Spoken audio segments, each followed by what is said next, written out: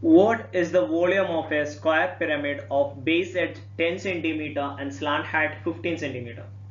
പാദവക്ക് 10 centimetre, ചെരിവ് ഉയരം 15 centimetre ആയ സമചതുര സ്തൂപികയുടെ വ്യാപ്തം എത്രയാണ്?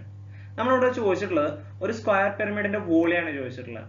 നമുക്ക് തന്നിട്ടുള്ളത് ബേസ് എഡ്ജ് തന്നിട്ടുണ്ട്, സ്ലാന്റ് ഹൈറ്റ് തന്നിട്ടുണ്ട്, പാദവക്ക് തന്നിട്ടുണ്ട്, ചെരിവ് ഉയരം തന്നിട്ടുണ്ട്. അപ്പൊ നമുക്ക് വോളിയം കാണാനുള്ള ഇക്വേഷൻ എന്താന്ന് നോക്കാം. വോളിയം അല്ലെങ്കിൽ വ്യാപ്തം എന്ന് പറഞ്ഞു കഴിഞ്ഞാൽ എന്താണ്? 1/3 a square h ആണ്. 1/3 into base area into height ആണ്. നമ്മുടെ പ്രിസത്തിന്റെ വോളിയം എന്ന് പറയുന്നത് ബേസ് ഏരിയ ഇൻടു ഹൈറ്റ് ആയിരുന്നു. അത് പിരമിഡ് ആകുമ്പോൾ 1/3 ഫ്രണ്ടിൽ കൊടുത്താൽ മതി. അപ്പൊ 1/3 a square h ആണ് സ്ക്വയർ പിരമിഡിന്റെ വോളിയം എന്ന് പറയുന്നത്. ഓക്കെ, അപ്പോ ഇവിടെ നമുക്ക് a തന്നിട്ടുണ്ട് 10 സെന്റിമീറ്റർ ആണ്, L തന്നിട്ടുണ്ട് 15 സെന്റിമീറ്റർ ആണ്, പക്ഷെ h തന്നിട്ടില്ല. അപ്പൊ എയും എല്ലും എച്ചും വരുന്ന ഇക്വേഷൻ ഏതാ? L square equal to h square plus a/2 the whole square. അത് വെച്ചിട്ട് നമ്മൾ h കണ്ടുപിടിക്കണം.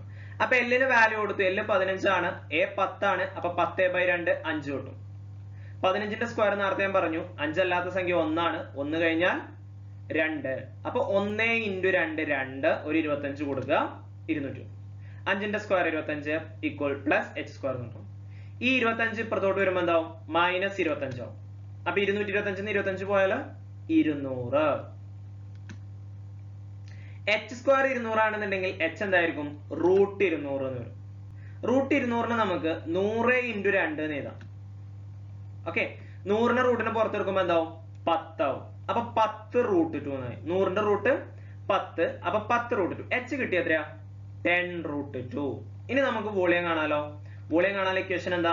1/3 a square h. a എന്ന് പറയുന്നത് 10 ആണ്. അപ്പൊ 1/3 ഇൻറ്റു 10ന്റെ സ്ക്വയർ ഇൻറ്റു h എന്ന് പറയുന്നത് 10 √2. അപ്പൊ 10ന്റെ സ്ക്വയർ 100. ഓക്കെ, അപ്പൊ 100 × 10 √2. 100 × 10 എത്രയാണ്? 1000. അപ്പൊ 1000 √2/3 എന്ന് വരും. ഇനി നമുക്ക് √2ന്റെ വാല്യൂ കൊടുത്തു എന്ന് എഴുതി കുഴപ്പമൊന്നുമില്ല. ഇങ്ങനെ ഇട്ട് കഴിഞ്ഞാലും നമുക്ക് മാർക്ക് കിട്ടും. നമ്മുടെ ക്വസ്റ്റ്യൻ പേപ്പറിലെ ഇൻസ്ട്രക്ഷനിൽ തന്നെ കൊടുത്തിട്ടുണ്ടാവും. √2ന്റെ ഒക്കെ വാല്യൂ ഒക്കെ ആണെന്നുണ്ടെങ്കിൽ ആവശ്യമെങ്കിൽ മാത്രം നമ്മൾ എന്ത് ചെയ്താൽ മതി? ചോദിച്ചിട്ടുണ്ടെങ്കിൽ മാത്രം കൊടുത്താൽ മതി. അപ്പൊ വോളിയം എന്ത് കിട്ടും? അല്ലെങ്കിൽ വ്യാപ്തം 1000 √2/3 സെന്റിമീറ്റർ സ്ക്വയർ അല്ല, സോറി, ക്യൂബ് ആണ് കേട്ടോ.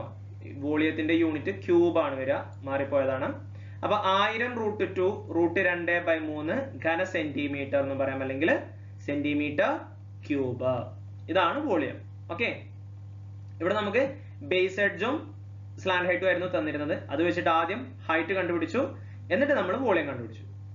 അപ്പൊ നമ്മളൊരു ക്വസ്റ്റ്യൻ കിട്ടിക്കഴിഞ്ഞാൽ ആദ്യം എന്താണോ കണ്ടുപിടിക്കേണ്ടത് ആ ഇക്വേഷൻ എഴുതാം.